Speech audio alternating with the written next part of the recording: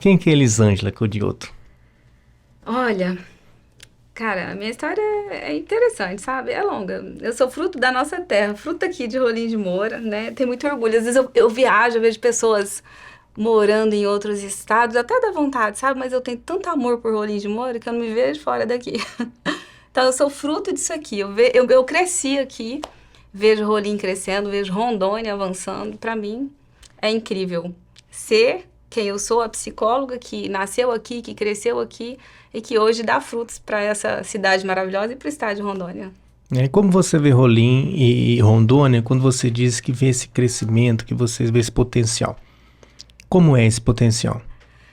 Olha, eu vejo um potencial grande em vários aspectos. Eu vejo na pecuária, na agricultura, eu vejo nas pessoas. A gente vai, quando a gente viaja, principalmente em termos de espaço, né?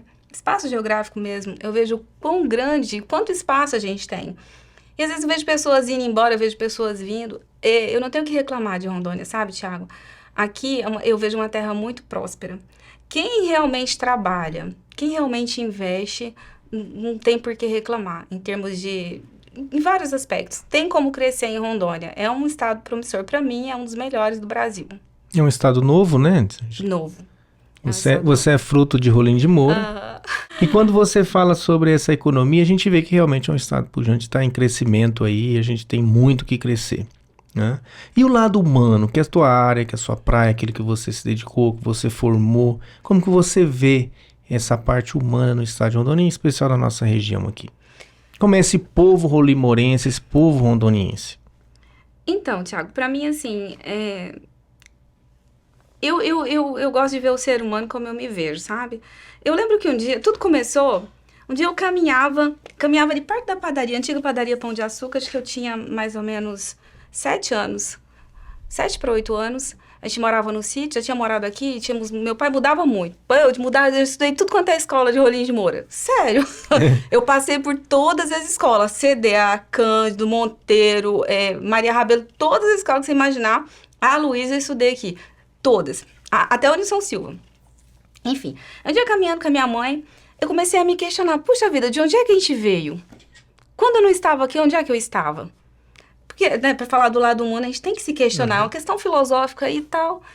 E aí, esse foi meu primeiro questionamento como pessoa, né, como ser humano. E aí, a gente passava muita dificuldade, tinha muita dificuldade mesmo, caramba, assim, naquela época a gente até passava fome, era difícil. Meu pai tinha dinheiro, mas naquela época a terra não valia dinheiro.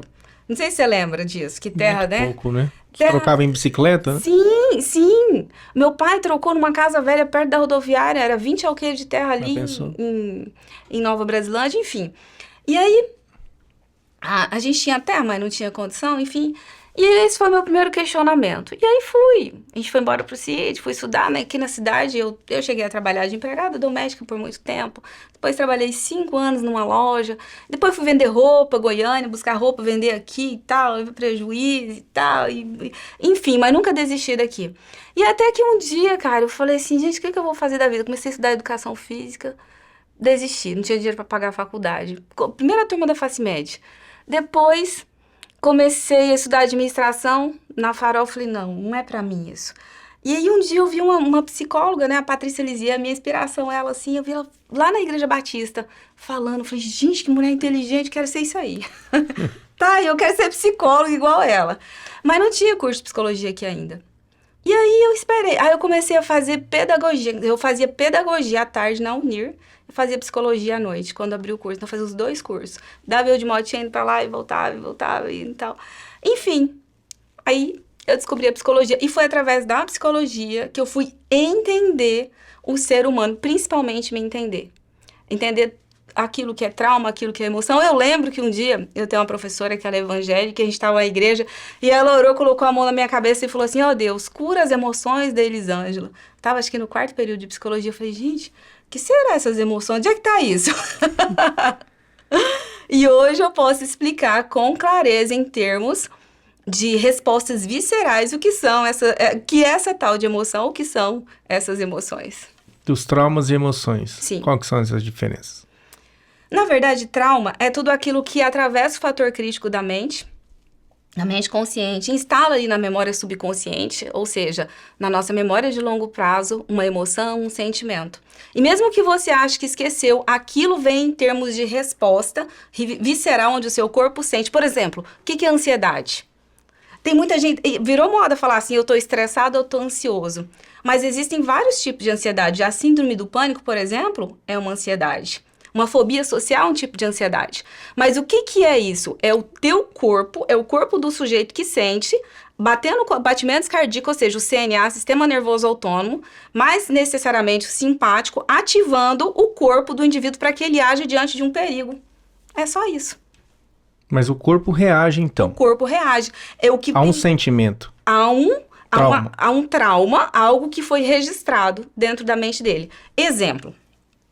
Vou usar exemplo do Covid aqui. Posso? Sim. Vamos lá. Eu gosto muito das histórias de Nasruddin. Nasruddin, ele estava indo para Bagdá e ele encontrou com a peste. E aí a peste falou assim, onde você vai? Quer dizer, ele perguntou para a peste, onde você vai, peste? Ela falou assim, eu tô indo ali em Bagdá matar 10 mil pessoas. Aí ele falou assim, tá bom, posso fazer nada, né? E a peste foi lá. Depois de um tempo ele encontra com a peste de novo, fala assim, peste, mas você mentiu para mim. Você falou que ia matar 10 mil pessoas.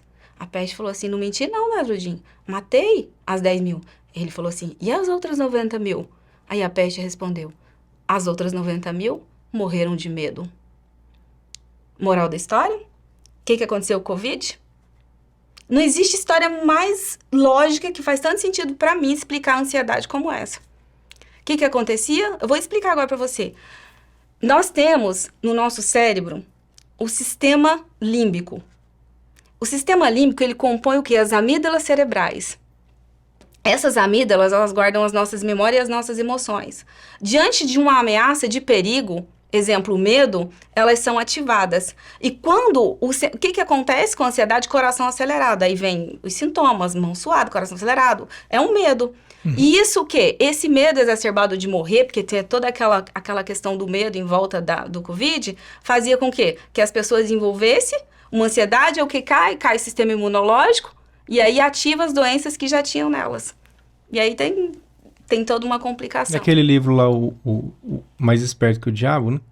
Não Sim, tem? Ele fala sobre ele fala isso. sobre O isso. ponto-chave dele é o medo. Exatamente. O que bloqueia o homem? O medo. medo. O que o inimigo faz? Instala o medo. Ele fala que o diabo, ele coloca na mente das pessoas o medo para que ela não exercite a fé. E você acredita no diabo? Que existe? Eu acredito que exista o mal. O mal. Ele pode ser representado. Essa forma diabo que pregam seria só uma forma de institucionalizar ela? Penso que sim. Eu acredito que o diabo, ele é representado por várias pessoas até. Pelo mal, pela maldade. Dentro do meu consultório, Thiago, é como se eu lidasse... É sério, é como se... É claro que eu uso a crença de quem tá ali no tratamento, mas... Eu uso, se for levar em outros termos, eu tô expulsando o diabo. Porque quando a pessoa carrega o ódio e a mágoa é uma água amarga que o indivíduo carrega. Quando ele perdoa, ele destrói essa mágoa. É má água, né? Essa água amarga, quando ele perdoa, é sério. Quando ele perdoa o outro, uma pessoa que foi abusada, ela tem que perdoar o abusador. Se ela não perdoa, é ela que vai sofrer de depressão, de ansiedade ou qualquer outro trem. Qualquer outra síndrome ou transtorno, entende? Então, quando ela perdoa... Muita gente não perdoa porque fala assim, ele não merece o meu perdão. Mas tem aquele ditado, se você não perdoa, você toma um copo de veneno e quer que o outro morra. Então... Por que é tão difícil? O quê? O perdão. Porque perdão é uma decisão. É tão difícil. É uma decisão. Se fala-se tanto em todas as áreas, tanto na psicologia como na parte religiosa, sempre se fala perdão. Todas, eu acho que é uma base universal, o perdão. E por que um negócio tão simples que está lá dentro do ser humano é tão difícil de fazer? É difícil, não é fácil. Eu levei 40 anos para perdoar meu pai. Mas o dia que eu perdoei o meu pai, é como se eu tivesse tirado um peso de 200 quilos das minhas costas. Eu pude amar o meu pai. Mas esses 40 anos, os 40 anos, não foi um processo que você teve que passar para você tomar essa decisão? Ela podia ser com 40 minutos, por exemplo? Poderia. Poderia. Por isso que você tem que procurar o profissional certo. para fazer um tratamento, por exemplo. Porque hoje, a indústria farmacêutica, o que ela faz? Ela camufla os sintomas. Quando passa a medicação, tô com ansiedade, vou lá tomar um medicamento para ansiedade. Tô com depressão, vou lá. Só que a causa daquilo não é tratado. O que causa? O que está causando aquela depressão? O que está causando aquela ansiedade? Então, se você não estou excluindo o tratamento psiquiátrico, medicamentoso ali, farmacológico, não. Mas, é preciso, tanto que eu faço os encaminhamentos. Mas é necessário fazer junto um acompanhamento psicológico com o profissional certo para acessar a causa daquele problema e tratar. Entende? Eu vou te dar um exemplo. Eu atendi uma cliente e ela tinha muito medo de morrer. Ela ficava desesperada, falou assim, eu não tô curtindo o aniversário da minha filha, dos meus filhos, eu acho que eu vou morrer, eu acho que vai faltar, eu não tenho coragem de fazer por exemplo, fazer cirurgia, enfim, qualquer coisa, não tenho coragem de sair, viajar, porque eu acho que eu vou morrer e meus filhos vão ficar sem mim, etc. Vamos fazer o processo dela, o tratamento dela, sabe o que era o medo? Ela, na infância, tinha sido deixada pela mãe, que a mãe trabalhava no garimpo, e ela pequenininha fica na casa dos parentes, e aí ela esquece disso. Só que quando ela é mãe, o que acontece? As amígdalas são ativadas, né? CNA vem, ativa, ela chama de ansiedade, e ela sai de noite, Thiago, pega o carro sozinha, eu vou morrer, eu vou pro hospital. Entendeu? O que acontece? Porque tá sendo ativado. Medo de acontecer o mesmo que aconteceu com ela, com os filhos dela. Já pensou? O que é a cabeça? E aí todo mundo fala ansiedade, vão tomar remédio pra ansiedade. Não trata não pra ver. Vai ser bem paliativo, remédio. Né? Vai morrer. Por isso que remédio chama remédio que é pra remediar, né?